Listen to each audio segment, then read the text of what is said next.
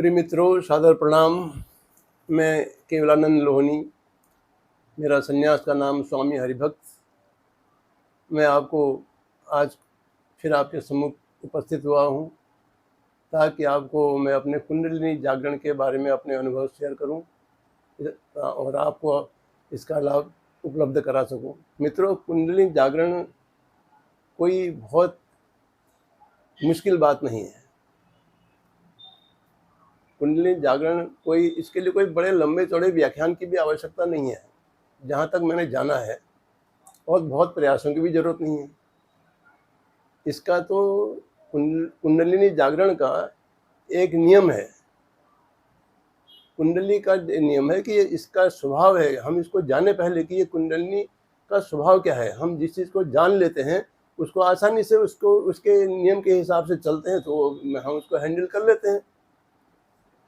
अभी जैसे हम बहुत प्रयास करते हैं, मैंने भी बहुत प्रयास किए हैं कुंडलिनी जागरण के, लेकिन जब मैंने इसको ऐसे ही अनजाने में मैंने ये प्रयोग किया तो तब मुझे पता चला कि भाई ये तो बहुत आसान चीज़ है।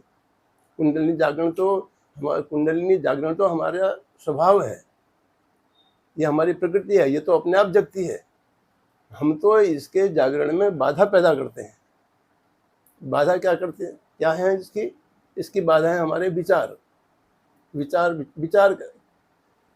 इसका नियम यह है कि अति ऊर्जा ऊर्ध्वगामी, अल्प ऊर्जा अधोगामी। अगर ऊर्जा हमारे पास बहुत है, भंडार है, तो वो ऊपर को उठेगी, और अगर हमारे पास ऊर्जा की बहुत कमी है, हम ऊर्जाहीन हैं, तो हमारी ऊर्जा नीचे को भागेगी, सेक्स में जाएगी और वासनाओं में जाएगी, क्योंकि हम अल्प ऊर्जावान हैं। इसलिए नियम यह है कि हम अति ऊर्जावान बने।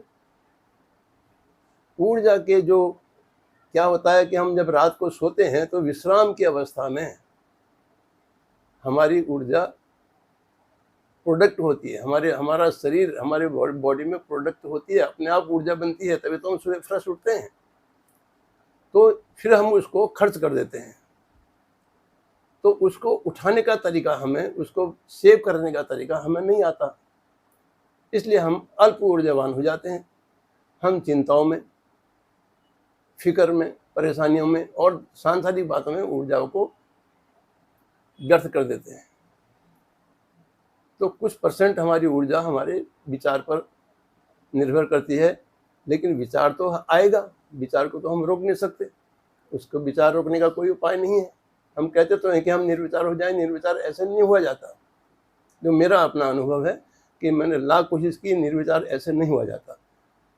निर्विचार होने के अपने तरीके हैं, उसके लिए आपको कुछ होना पड़ेगा। तो अब उसमें अति ऊर्जावान बनने के लिए आप अपने जो ऊर्जा के जो बाहर जाने के रास्ते हैं, खर्च होने के रास्ते हैं, उनको रोक लीजिए, तो अपने आप ऊर्जा जो है, आप ऊर्जावान बन जाएंगे।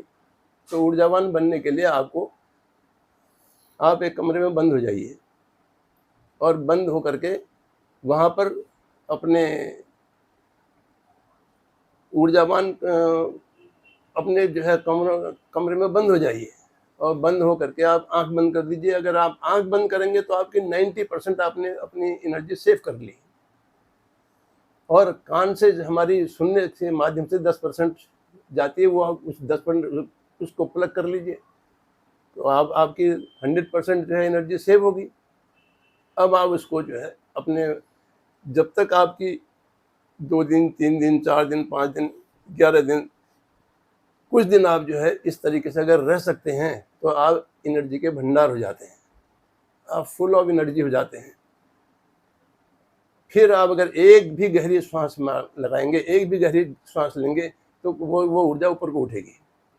भरी अमृत की बाल्टी में अगर आप जरा भी एक हाथ मारेंगे तो पानी ऊपर को छलकेगी। यही स्थिति हमारी कुंडलिनी की भी है। जब ऊर्जा से भर जाती हैं, तो फिर उसमें एक गहरी श्वास से ही वो कुंडलिनी जागरण हो जाता है। कुंडलिनी जागरण का अनुभव बहुत बड़ा अनुभव है और बहुत सुंदर अनुभव है, बहुत कठिन नहीं है। जितना कठिन हम इसको मानते हैं, समझते थे, अब तो नहीं है मेरे लिए कठिन, लेकिन ये कठिन नहीं है, सिर्फ हम ऊर्जावान बने। और ऊर्जावान बनने का यही तरीका है। जिसको भी अपनी कुंडलिनी जागरण का शौक हो, जो इच्छा रखता हो, वह अपने आप को 11 दिन के लिए, कम से कम 11 दिन के लिए कमरे में बंद कर ले, अपनी एनर्जी को बाहर बहने से रोक दे। तो इस बीच में आपको आपकी कुंडलिनी हर हालत में जागेगी। मजबूर है वो कुंडलिनी ऊपर उठने के लिए, उसको उठना ही पड़ेगा। अगर आप एक दफे ये कुंडलिनी उठ गई, इसने अपना रास्ता देख लिया और आप इसकी ये जान गए कि इस समय हमारे चित्त की स्थिति क्या होती है, तो फिर आपको हमेशा कुंडलिनी जगाने के लिए प्रयास नहीं करने पड़ेंगे।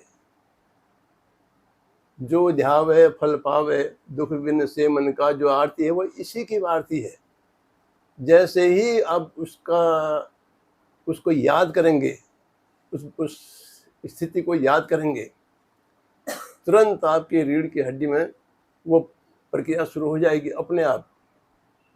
वैसे भी अगर आप जो है कुछ भी नहीं करेंगे तो अगर ये इसकी भी एक आदत बन जाती है। ठीक एक निश्चित समय पर वो आपको याद दिला देते हैं कि मैं जाग रही हूँ। शरीर में ऐसी प्रतिक्रियाएं होने लगती हैं।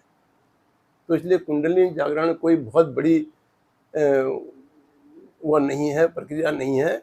आप इसको जो है आराम से इस क्रिया को करें। जैसे नींबू खाने के बाद जिसने नींबू खाया हो, वो अगर उसके सामने नींबू की बात की जाए तो उसके मुंह में पानी आ जाएगा। ठीक उसी तरह जिसने एक दफे कुंडलिनी जगा ली है, वह जैसे ही उसकी याद करेगा वो कुंडलिनी फिर जाग जाती है। कभी एक दो गहरी सांस लेगा तो यहाँ तक कि मैंने ये पाया है कि अगर बुखार आ गया है, उसमें तेज तेज सांस आता है तो कुंडलिनी जाग जाती है। ये अनुभव है मेरा, मैं आपको बता रहा हूँ। आप इसको ट्राई करके देख लीजिए, आप भी इसका आनंद लीजिए। यह एक बहुत सरल और बहुत आनंदपूर्ण, और इसमें तो कुंडलिनी को हर हालत में जागना ही जागना है। इसके लिए किसी की कोई कानून की जरूरत नहीं है। ये कानून इसका यही है कि आप अति ऊर्जावान बने और कुंडलिनी को जगाएं और इसका आनंद लें, और बस फिर आपको आगे पता ही है, आप खुद जानते हैं। अंत में आपने यह मेरा अगर सुना है तो आपको बहुत बहुत धन्यवाद।